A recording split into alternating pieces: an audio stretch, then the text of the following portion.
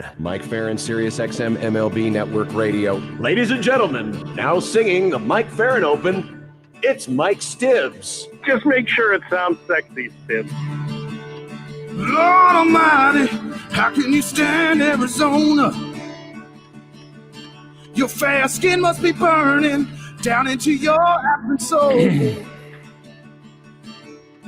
Mike, Mike, Mike, Mike, we can barely hear you. It sounds to me like you called us from inside a hole. But your phone calls lift me higher, like the ERA of Mark Pryor. Your hair looks like it's on fire. You're Mike Ferrin. You're just a hunk of burning love. What is it? Everyone just showing off random pictures that they have in their possession? Well, you got the picture of your kid behind you, so we figured why not? Hang on, guys. You got to give me a minute. The Safe Light guy just showed up. I'll be right back. I'm serious.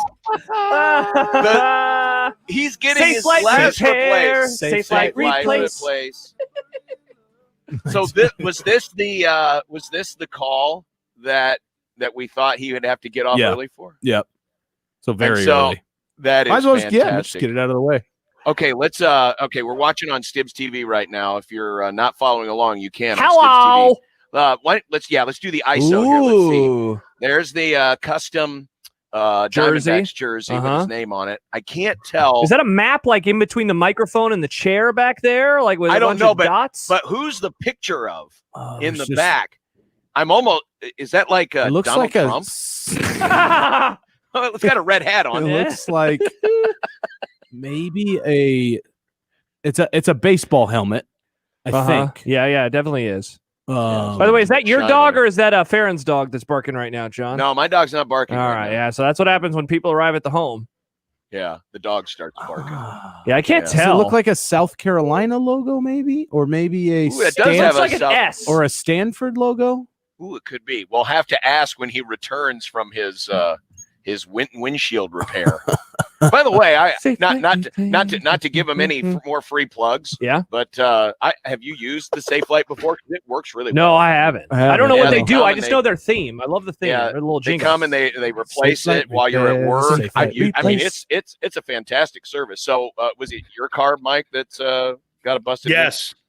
I've got 2 chips in it. So part of living in Arizona is that you have to fight scorpions, snakes, and constant stones being thrown on the expressway. So I had 2 chips in it and have been waiting a while to get it taken care of. So they're getting taken care of right now. So it's the scorpions, right? They're jumping on the windshield. The band? Everything. Yes. Yes, the band, Josh. There's a bunch of German hard rockers that are currently wintering in Phoenix. Don't even get me started. Don't even get me started on that awful band.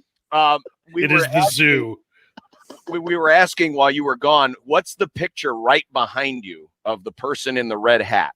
Oh, so I got to brag on this. So my friend Carly Todd, who is the director of baseball ops for University of Texas baseball, has done like digital art presentations of what she calls dugout darts.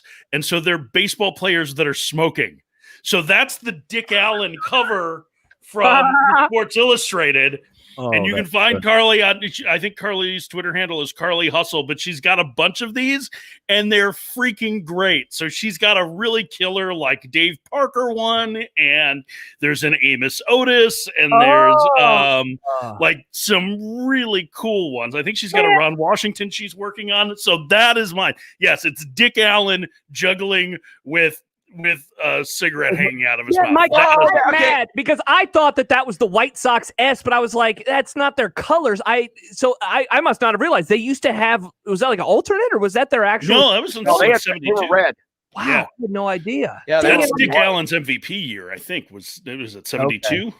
And then what was below that picture? It looked like a state with a bunch of dots on it or something like that. That was also a really cool one. So let me see. I don't know that I can really. I'll text you a picture of it. But it's like a flow chart of baseball team nicknames.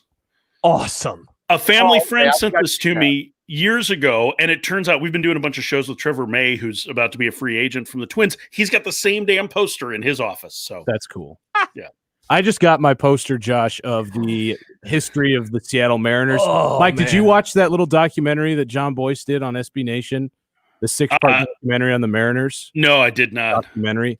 It's incredible, but they basically, if you know anything about John Boyce and their float chart and their Georgetown stuff, they charted every single game the Mariners have ever played and how they went from the Pilots to the Mariners and all this stuff. And it's in terrific John Boyce fashion. It's funny as hell, but the whole chart at the end they basically sold as a poster, and it's beautiful. It's the beautiful. John Boyce Breaking Madden series so great. Is like one of the great. I've never laughed so hard. Where he did if Barry Bonds went to the plate and he never had a bat in his hand. It was one of the funniest things I've ever seen, because it was like the 2004 season and his on-base percentage. Like, now let's say he goes to bat and he just doesn't have one. And it was, I highly recommend it. It's like a very funny 15, 20 minutes. The Mariners sing is phenomenal too, even if you're not a baseball guy. It is so interesting. That franchise is so weird. Oh, man. I have John Boyce is a legend. Yeah, he's great. I have tweeted out the picture that Mike was referring to, the Dick Allen on our JTech Construction Zone Twitter feed. It's world class. I mean, he's juggling baseballs with a cigarette in his mouth. It's fantastic. That's good stuff. That's great. All right, World Series. Has anything in this series played out to you that you would classify as surprising? Not really. I was asked that yesterday, today. I can't remember. Somebody asked me that same question, and I was like, no, I think it's kind of gone to Hoyle in a lot of respects. There just hasn't been. No, Hoyle, according to Hoyle. Card games, according to Hoyle, right? Like, so come on. You got to stick with me with these 1920s references. It's a real gasser, John. I think, obviously Game 4 was crazy. Like, Game 4 is like one of the best World Series games of all time. Yeah. I think Game 3 was the pivot game. I mean, that's the one that was really important for Tampa Bay to win, because they were facing two lefties the next 2 days, and you were hoping they could steal one. And I think Tampa Bay has the advantage today against, and at least from the pitching matchup, against Gonsolin. So, yeah, I mean, I don't think I'll be shocked if the Dodgers win tonight and the series. I don't think I'll be shocked if it goes to 7 and something weird happens. I don't think that there's really been anything that's been all that unusual. I think, good players have played well, and the two league championship series MVPs have been the top offensive performers, and Kershaw's shoved. So, like, I think it's been pretty straight up, and at the same time, really entertaining. Yeah, Mike, and I wanted to ask you specifically about Game 5, because like that is the epitome of a hangover game if I've ever seen one for the Dodgers after how they ended up losing Game 4. Did that surprise you at all, that they were able to rebound so quickly and so strongly the next day? One of my favorite baseball truisms is momentum is only as good as your next day's starting pitcher. Mm-hmm. And so, like, Josh, yeah, there is no such thing as day-to-day momentum in baseball. There really isn't. If you get a well-pitched start the next day, you shut down a hot offense. If you have a disappointing loss the night before, if your starter goes out and carves, you're in great shape. And so, I'm not surprised. Plus, I just don't necessarily think that you can be hungover, from a loss in the World Series. I mean, I think it's maybe easier to do in the league championship series, but because there's the anxiety of getting there. But in the World Series, like, if you're kicking yourself because you lost a game, so it's now 2-2 and you're in a best of 3, then like you probably shouldn't have been there to begin with. So I'm not surprised that they came out and that they played well. And I'm not surprised really that Kershaw has pitched well. It's a good matchup for him. That lefties, I think, are the right way to attack Tampa Bay. And the fact that Kershaw has pitched well has been really good. So speaking of starting pitchers, how do you think and how would you manage Tony Gonsolin tonight? Dave Roberts had the quick hook in Game 2, but you've got the 1-game lead. You've got an offense that's getting off to really fast starts. And knowing, of course, if there is a Game 7, you're going to have all hands on deck. So how do you think he's going to manage Gonsolin tonight?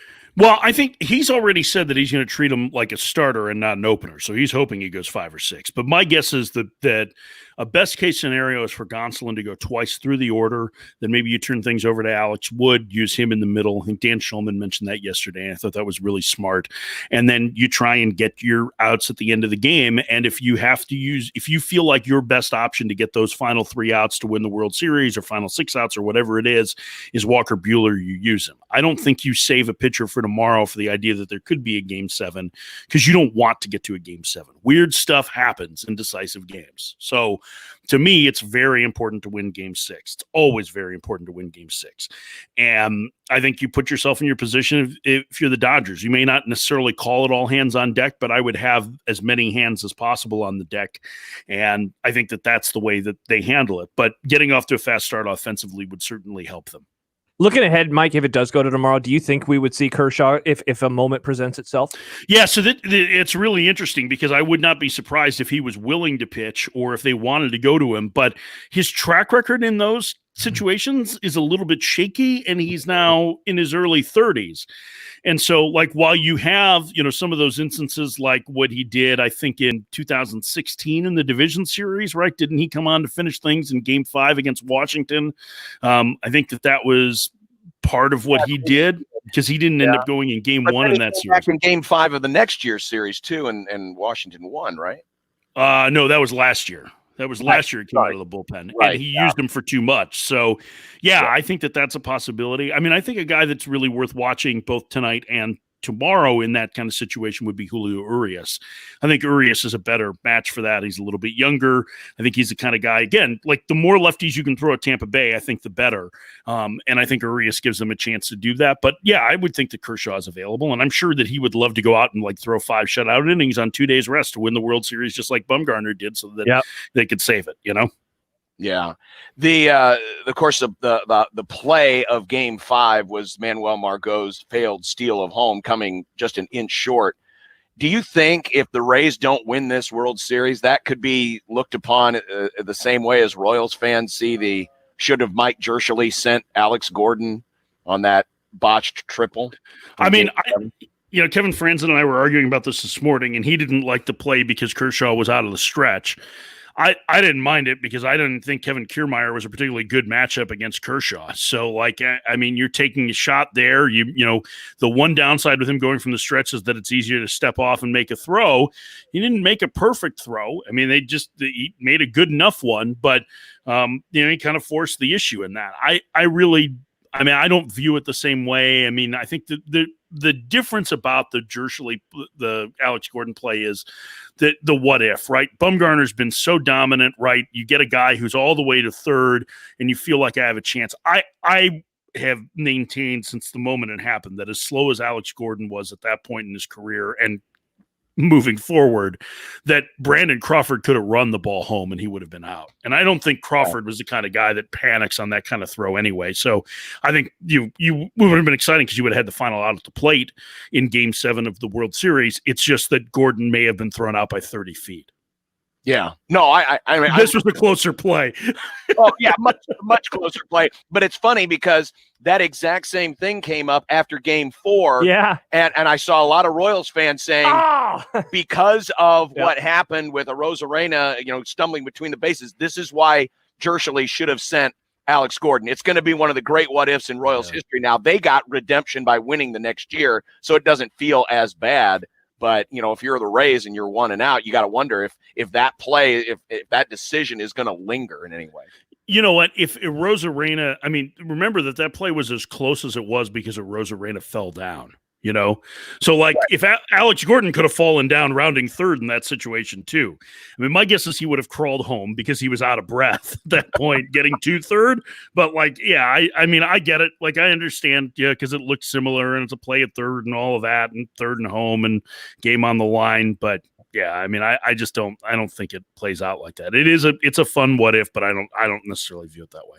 Mike, Inside Baseball on the show real fast. I don't know if we've talked to you about if you're going to be on the show or not next week. So I wanted to ask you about the offseason just for a moment, if in case that we do not talk to you until it's closer to the start of next season. Has that been hanging over this World Series at all? Oh, God, yeah. I think about, like the conversation surrounding the NBA and how those have shifted a ton because it seemed like the league wanted to start closer to March because of fans, and now they don't know if they're going to be able to get fans in there. And then the ratings tanked, of course, for the NBA Finals, and it seems like we might get an NBA season before 2020 is up. Not to mention on top of baseball, of course, all the CBA stuff that's in play as well. Like, do you have a prediction? Like, how worried are you that this thing might not get started on time?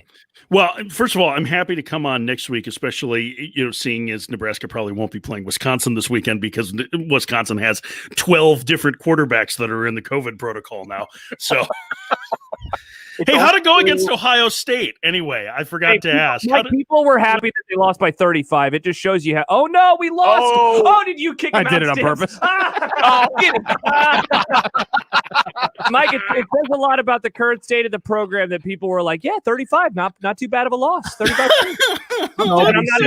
Hey, what a participation trophy! Congratulations. No, I think it's a very fair question to ask, and I do think it's a major concern. I mean, the commissioner was interviewed in Sportico yesterday, or on Sportico, and was talking about how much money the league lost. I mean, this is a $10 billion industry where owners have been making a significant amount of money, and yet everybody seems to be really in the red. And you're right, there's a CBA that's looming another year from now. And, he really made it sound like it would be unlikely for this season to start as scheduled at the beginning of April in the current state of things, which is to say that not everybody could have fans. So there has to be a percentage of fans that just about every ballpark would be able to have, because one of the things that got suspended this year is revenue sharing.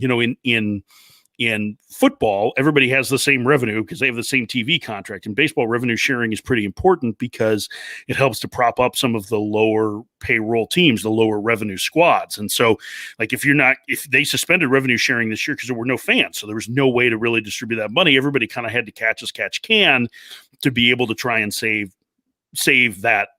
So, I mean, when the season starts, what free agency is going to look like, how many free agents are going to be. I just went through a list today. I've got approximately 175 non-tenders. So, like, that's a lot added to the regular list of free agents. So I got to go. Safe Flight guys, call me. He's done. All right. Safe Flight Repair. Safe Flight Repair. Safe Flight. Yes. Diamondback sponsor too. I will happily come back next week to make Stibbs. All right, we'll do that. Cool. We'll come back next week and put a bow on the whole season. Enjoy the Safe Flight and the nice clear view through your windshield. Sounds good. Okay, bye. All right, bye-bye. There he goes. Mike Ferrin, Sirius XM MLB Radio. That's awesome. Perfect timing. Also, that sounded great, Red. That was beautiful, right? Were they done already?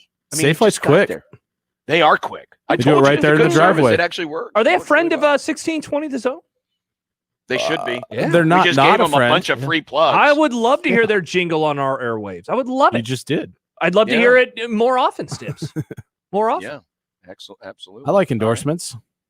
Mike Stibbs here for Safe Flight. Actually, I could use a new windshield. I've got a couple of cracks that need to be taken care of. Dang, and it's just stole your endorsement, Stibbs.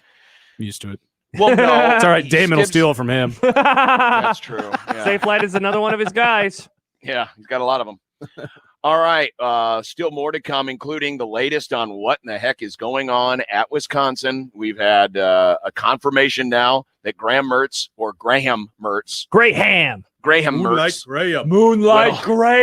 not play this Saturday. Can we start calling him Moonlight Mertz?